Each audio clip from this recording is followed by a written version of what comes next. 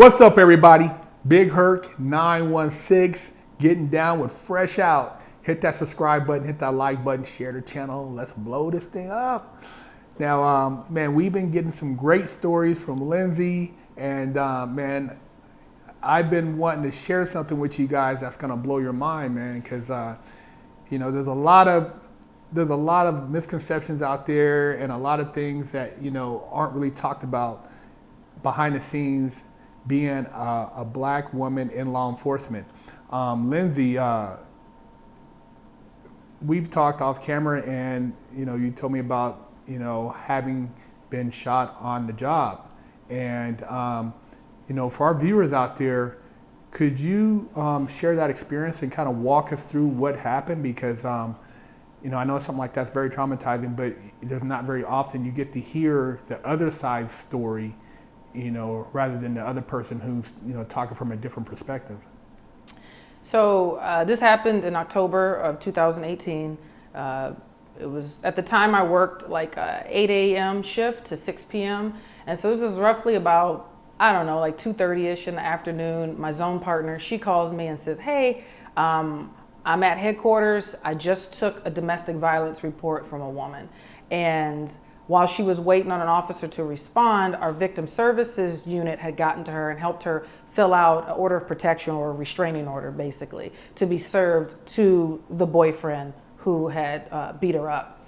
And this was a Monday. I think he assaulted her sometime late Friday night, early Friday morning, something like that. And when she left the house that morning, he thought that she went to work. And he discovered she didn't go to work when another officer who had gotten the order of protection paperwork showed up at the house to try to serve him with the paperwork.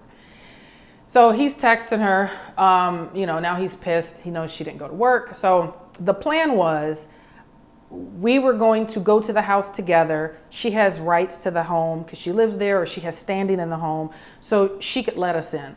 So like a regular, we can't just go and kick the door down. Mm-hmm. We need somebody to let us in. Either he needs to open the door or she lets us in. So we've done this before. You have somebody else that lives there, whether it's a roommate situation or a relationship or family, they let us in, we serve the person with the paperwork, and they leave, right?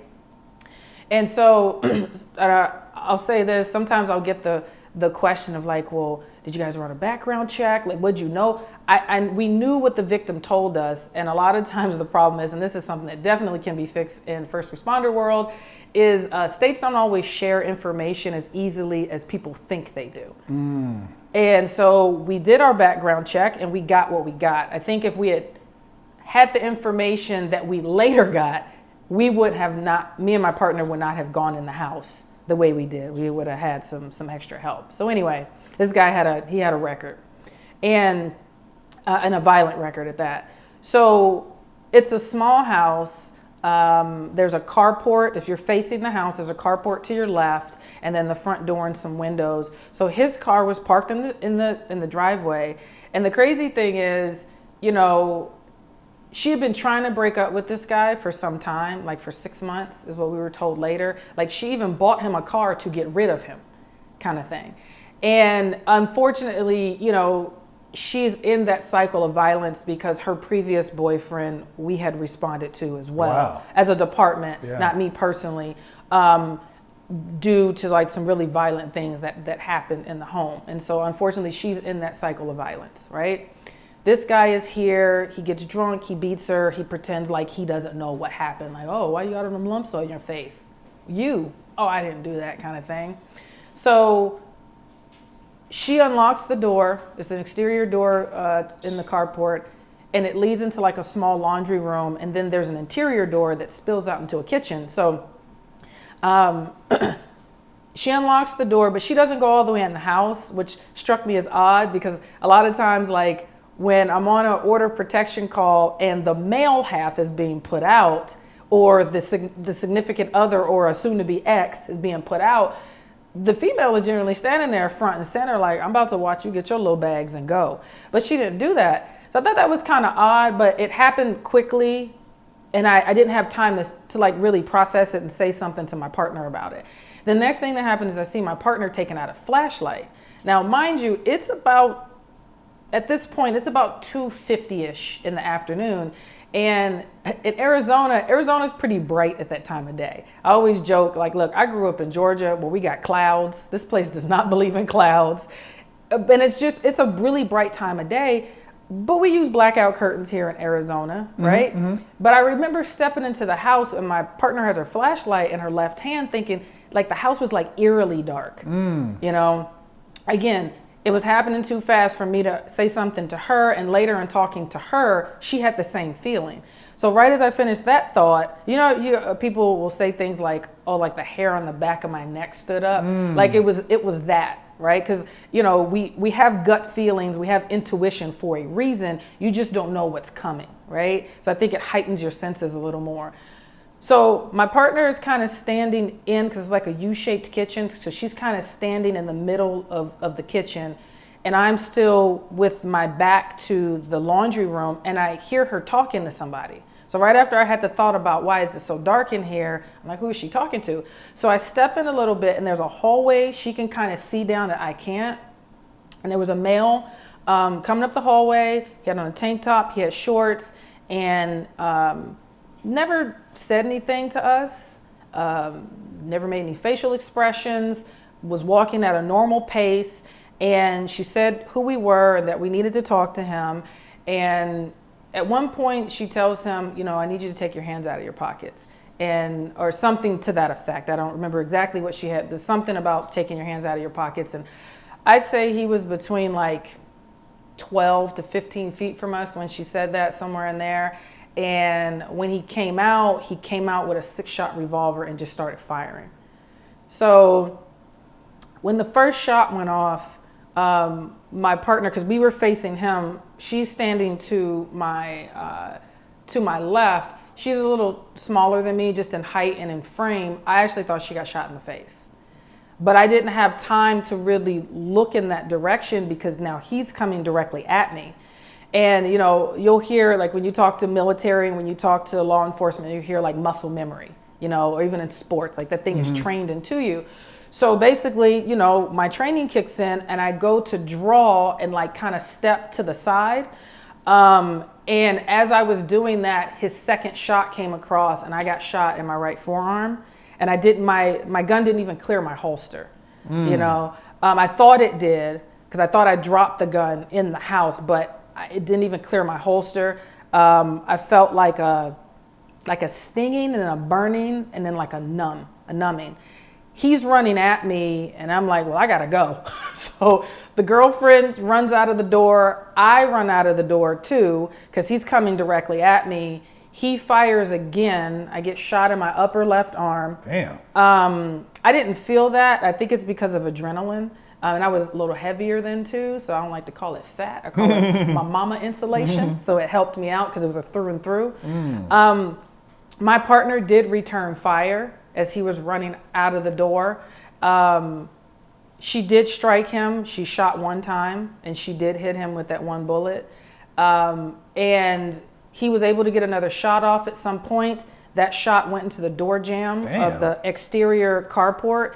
And then he was only like maybe 2 steps behind me from what my partner was saying. He fired again and I got shot in the lower right side of my back, and my vest actually caught that one. But because it was at the very bottom of my vest, like a vest is made to absorb energy, right? And he was so close, I absorbed a lot of that energy, and I actually thought I had a gaping hole in my back at one point. Because I tell people, like, if you take apart a Kevlar vest, there's the outer cover, then it's in like another like thinner cover, but when you open it, the Kevlar is kind of yellow, and they almost put like this. You ever see like hemming tape or something like that, or like masking tape? Yeah. They put that at the bottom of it. I got hit in the tape, right? And so when that happens, I learned later that if you get hit in the kidney, it knocks your legs out from under you. So I fell in the dirt on the side of the driveway. He actually ran in the opposite direction, which was great for me because I actually dropped my gun. And let me go back because I did say I didn't clear my holster. I cleared my holster. I didn't get a shot off, right? And I didn't realize it because of my hand was all cramped and numb. I actually had my gun in my hand when I ran outside. Oh, wow. But I didn't know that. In my brain, I thought I got shot and it dropped back down into my holster. So when I got outside and I got hit in the back and I fell, my gun actually fell in the dirt next to me. Luckily, he went the opposite direction. He ran down a few houses because there was a blood trail that officers found when they got on scene. He hopped over in a backyard. He had one more bullet left in his revolver, and he killed himself with that last bullet. Damn. And so the other thing I remind people is, the department I was working at, we teach de-escalation and, verbal skills and all this stuff. Everything happened so fast because I've gotten that. Well, why didn't you try to talk to him? I'm like, listen, action is quicker than reaction. He already had it in his mind what he was going to do. He had that gun in his pocket with his hand on it, right? And from the time we opened the door and from the time I fell, because I had a body camera on and it beeps like every 2 minutes, from the time we got on scene to the time I hit the ground was 2 minutes. Damn. Right? And the shooting itself happened in under 5 seconds. From him shooting me twice in the house, he did hit my partner. She got hit in her upper left arm, where she was holding the flashlight. She got hit. Him hitting the door jamb, him shooting me in the back, my partner returning fire. That was under 5 seconds. So I don't know where I was supposed to try to calm him down at all. And looking back, I honestly think that we interrupted what was probably supposed to be a murder-suicide. If she had walked he already had it in his mind. Yeah. If she had walked in that house, he would have killed her and killed Oh, for sure. Or went out in a blaze of glory. Yeah. I think we just kind of interrupted things. And then too, you get 2 female officers. You clearly don't like women. Yeah. And then you get 2 female officers. So it was obviously a crazy day, a crazy experience. As I'm laying in the dirt, I thought I was paralyzed because I couldn't feel my legs for a hot second. And so I also thought I had like a gaping hole in my back because of how painful it was. Like that getting hit in my back, even though it was in my vest, hurt more than this. And I broke a bone. This broke my radius bone. And my partner says I wasn't down on the ground that long, but to me, it felt like 30 or 40 seconds. And she says I went down and I popped back up and took off running. And what people don't understand is, like, if you've ever been in like a high stress situation, like spatially, things get weird. You feel like you're running through water, things slow down. And like you get, they talk about tunnel vision because basically what's happening, your survival mode, your reptile brain is kicking in. So all the blood goes to your extremities because you have to run, right? Your sight starts to get sharper. So that's when people talk about tunnel vision. I had auditory exclusion, and some of it is the stress because, like you got blood rushing. So that happens sometimes when blood rushes to certain parts of your body. But also we were in close proximity when the shooting happened. So, when you're on a firing range, you wear ear protection. Mm-hmm. Well, that didn't happen that day. I didn't say, could you hold on, sir, before you start shooting, let me put my headphones on. So I could barely hear, like everything was like womp, womp, womp, womp, womp, womp, womp. And, and everything was doing this also. And I'm just trying to leave, like get to safety kind of thing. But when I was on the ground, I had all these thoughts that went in my head. This is why I thought I was down longer, right? The first one was, oh shit, I'm paralyzed, right? The next one was, did I use the bathroom on myself? Because I had to use the bathroom before the call. But again, because you're in survival mode, like your body shuts all of that down, And so, or it will come out because your body's trying to make you lighter to get away. You think about like primal, when you think about like caveman days and stuff like that, like that's primal. That's what your body is tapping into, right? Pure survival mode. And so the next thing was, again, muscle memory. Something that used to happen in academy all the time, the instructors, they come in, they look like you coming in there screaming and hollering at people. And I remember looking like, why am I here? I'm getting paid to get yelled at. This is crazy. But the things that they would talk about is being prepared, right? When you're going to that call, be running through scenarios in your head. Like what's the worst thing that can happen and what's the easiest thing that can happen? And I remember the instructors, like, plain as day, like it was almost like they were there with me screaming, "You will go home today. You stay in the fight. You don't give up." I remember hearing that. And then I'm married. So my husband's face popped in my head. I have two beautiful, crazy little kids who were 22 months and 4 at the time. So my family popped into my head too, right? And so I was very motivational. And I said, "Bitch, get up, because this ain't where we die." Like, I'm going to make you work for it. Because at this point, I don't even know where he is. You know, and another thought that went through my head was, well, where is he? Because I don't want to look over my shoulder and get shot in the face, right? So I popped up and I just took off running, and I got cover behind a tree. And I always laugh because it's Arizona. We're in the land of cacti, right? And I end up getting cover behind a very well-established tree in a neighborhood, which is rare, you know what I mean, in most parts of Arizona. So I was very lucky in that sense. And then the time, day, and location of the shooting played a big role into how quickly we were able to receive help. My partner put it out on the radio, and within, I'd say, 90 seconds of her putting it out on the radio, I can hear sirens on my body camera. Oh, wow. Because we were off of a main thoroughfare in Tempe, Arizona, which is heavily, there's just a lot of traffic. Officers use it to get to calls, and we do traffic there. We were down the street from one of our substations where people take breaks, they eat lunch, they go to the bathroom, and some of our special units are housed there. And so it was also a Monday, which was a double squad day. So we had more officers on the road than we normally do at certain times of day. So people were able to get to us really quickly and extract us from the scene and, you know, take us to a staging area and start rendering aid and all that good stuff.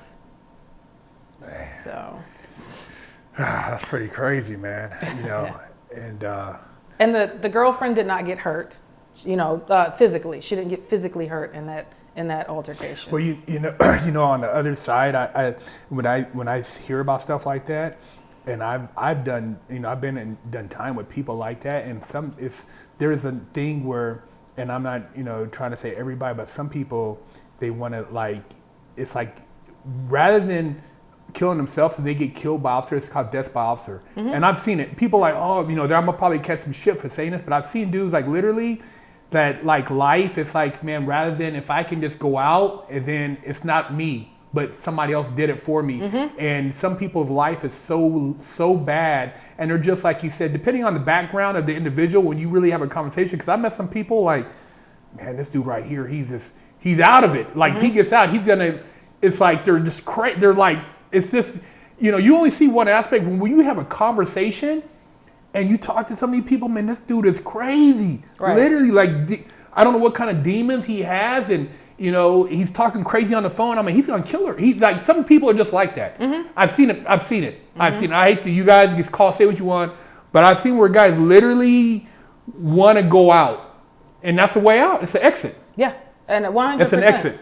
So I've seen it. And I've talked to people, and I've meditated, and I've played with how people's situations and stuff like that. So when you say that, it's like I've seen when people, like, literally already have that planned out.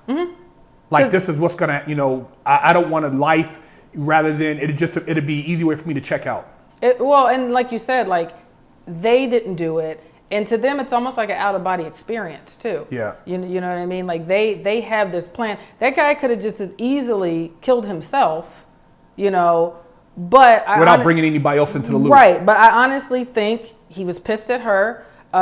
They'd had this tumultuous relationship for like a year or so. This is definitely not the first woman who he's put hands on, and he's comfortable enough to not only beat her, but beat her when her daughter is in the house. Man. You know what I mean? So that's a whole nother generational trauma that's happening there. So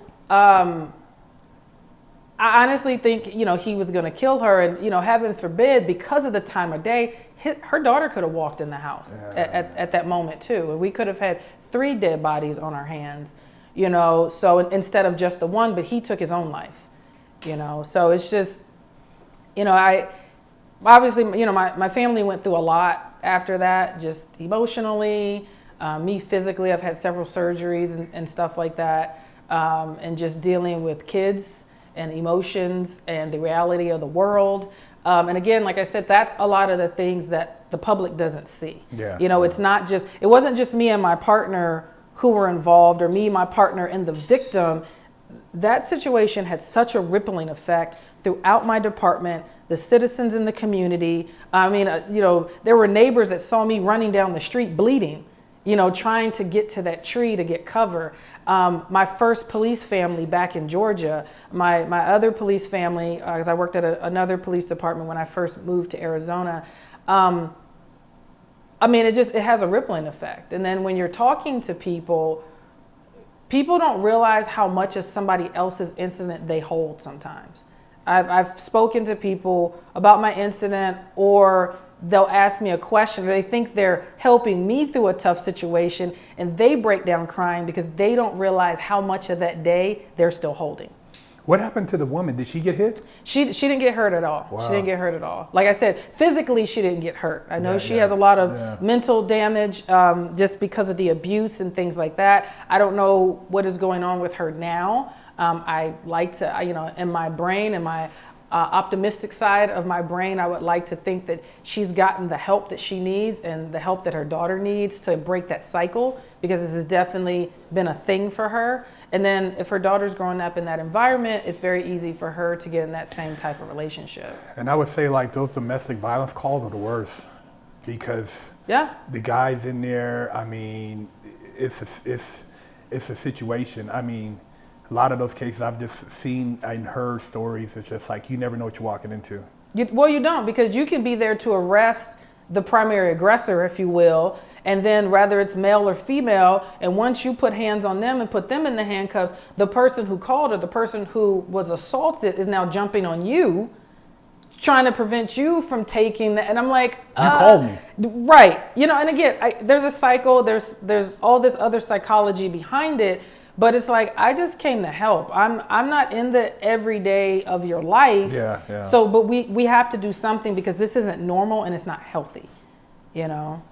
So, well, I'm not glad you shared the story, but I am glad so our viewers could hear from your perspective what you experienced. And I know everybody always likes to put, everything in their media has to be racial. It has to be racial. And you're a black woman and you were shot by a black man. I sure was. Who was beating a black woman in front of her black daughter. So, I have gotten comments like that. People will say, negative things about police in a conversation or bring race into it. And then my shooting will come up and I was like, I got shot by somebody that looks like us.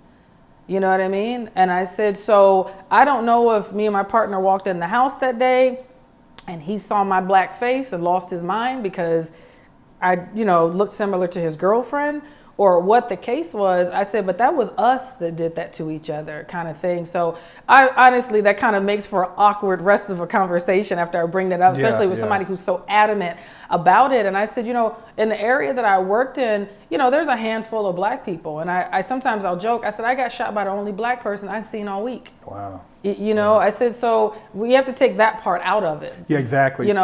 He clearly had some issues. There are a lot of issues there. And, law enforcement, we're bought into other people's issues a lot of times, and we bear the brunt of it. Well, and that's why, because I didn't want to make it racial, but people are going to say certain things. And that's why I want to make a point that, hey, outside of race, it was a human being that shot you. But, this is what the narrative they try to push. So it wasn't even, it was somebody that looked like you. And you came to just, diffuse the situation. So, I think it's a powerful story, and I'm sure we'll get a lot of comments about that. But I appreciate you sharing it. Oh no, I like sharing this story because it sounds crazy, but it adds a different perspective to things. And I remind people again, going back to what I said earlier, I'm a human who wears a uniform. I have a family at home. One of the things my chief at the time said in the press conference was, not only are these two officers, but these are two mothers that got shot. And when I tell you that, every time I say that, I get chills. That hit people. It's not that we don't feel a certain way when we hear about male officers with families getting shot. But even till this day, and I'm, almost 4.5 years out from my shooting, right? People bring up that press conference. And they're like, man, when she said two mothers, because you got a mama, you got a sister, you got a wife, you might have a daughter. That just hit people differently when you hear it like that. And I think that was part of her too. Like going back to something you said earlier, is humanizing the person in the uniform. Yeah. I got babies I got to go home and explain this to. I was still nursing my 22-month-old. You know, my 4-year-old has to come see me in the hospital, and he has, you know, he's like, yo, like what happened kind of thing. And I have to try to have a conversation with a 4-year-old that's appropriate for him to understand what happened to his mom. He just sees me as mommy. You know what I mean? And so we've dealt with some emotional ups and downs since then, because when I went back to work on light duty, in his mind, because I was 5 when I went back to work, or he was 5, excuse me, when I went back to work on light duty, his mind, mommy went to work, mommy got shot. Mommy was home, now she's going back to work, mommy's gonna get shot again. That's what was going on through his mind. And we've kind of developed this very sheltered, supportive system for him. And somebody who will never meet my child has now caused all of these questions me and my husband often don't have answers for. You know what I mean? Yeah. So this continues. That didn't just end that day. That didn't just end when he died. And now that I'm healed up more than I was that day, obviously, but this thing still continues. And my son is 8 now. You know, I still get the questions because he has a different understanding of the world and what can hurt you out there, you know, when you leave the house. You know, so I mean, that's something I always like to speak on. And, you know, my kid doesn't deserve like some of the negative comments that people have said. I've seen some things online when they featured a story, and it's like, well, that's what she signed up for. I signed up to help, provide resources. I didn't sign up to be a bullet trap. That's not what I signed up for. I understand that comes with the territory in some aspects, but we can't just fluff it off of, you should be cool. Yeah. I didn't sign up to lose some function in my hand and have this big old scar on my hand and not be able to deal with loud sounds and have panic attacks at concerts and stuff like that. That's not what I signed up for. Yeah. Oh, man. Thanks for sharing that. That's very powerful. And you guys share the channel, leave a comment, and hey, man, shout out to Lindsay for being a strong woman. Big Herc 916, fresh out. Stop walking around with a crusty butt, smelly ball sack, and a funky hoo-ha. Big Herc said, wash that ass. Pick you up a t-shirt at freshoutseries.com.